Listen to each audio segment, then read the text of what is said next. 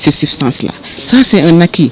Ça permet vraiment de comptabiliser un certain nombre une quantité, plus de 135 milliards de gigatonnes en CO2 qui ont été vraiment, comment dirais-je, obtenues à partir des actions de tous les pays. Donc c'est pour dire que à ce niveau, vraiment pour la couche d'ozone, le problème est en train de se régler. Mais c'est en fait le problème de changement climatique qui se pose actuellement. Voilà. Parce que certaines substances, en voulant régler le problème de l'ozone, on a mis sur le marché des substances qui impactent négativement sur le climat. Et donc c'est ça qui maintenant la préoccupation importante pour que le protocole montréal puisse trouver des alternatives vraiment qui ne détruisent ni l'ozone ni n'impactent le climat. Voilà. Parce que ça nous permet de renforcer les techniciens frigoristes sur les bonnes pratiques. Parce qu'il se trouve que dans leurs interventions, en général, ils avaient l'habitude de rejeter les gaz dans l'atmosphère. Et ces rejets impactaient négativement sur la couche d'ozone. Donc avec les bonnes pratiques, ça leur permettrait de récupérer, de réutiliser ces substances-là, de ne pas les rejeter dans l'atmosphère. Donc c'est important comme activité. Et on a eu à former près de 1700 techniciens frigoristes sur les bonnes pratiques et sur vraiment la reconversion. Parce qu'on a besoin aussi de reconvertir le matériel parce qu'à un moment donné, ces substances, on ne les retrouve plus sur le marché.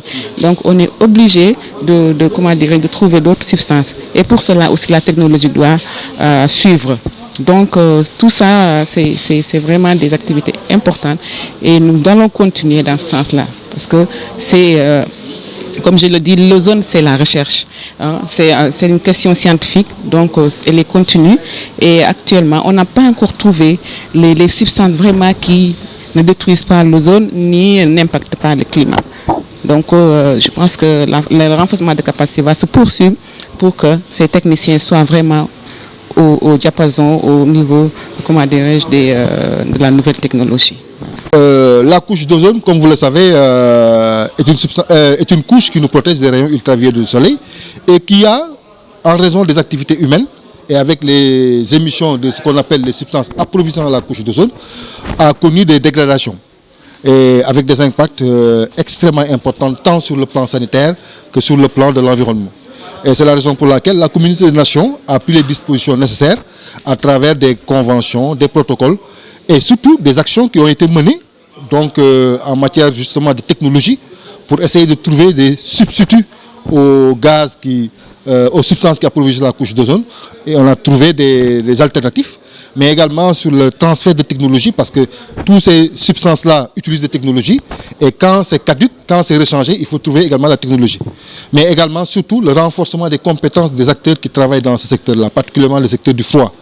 Et ici au Sénégal, lorsque le Sénégal a signé et ratifié cette convention, à travers le bureau ozone qui se trouve être au niveau de la direction de l'environnement et des établissements classés du ministère, il y a d'importants programmes qui ont été mis en œuvre et qui ont permis au Sénégal de s'aligner à la directive internationale.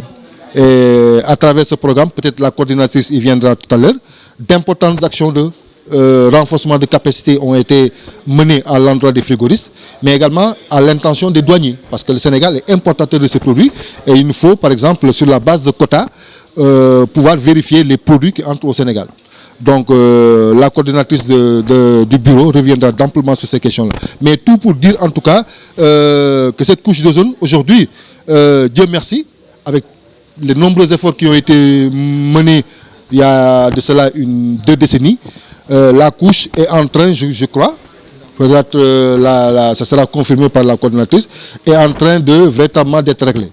Donc, mais je dirais que c'est que maintenant le travail commence parce qu'il faudrait essayer de voir comment renforcer tous ces acquis qui ont été développés pour que justement cette couche d'ozone-là puisse globalement retrouver sa situation de l'antan.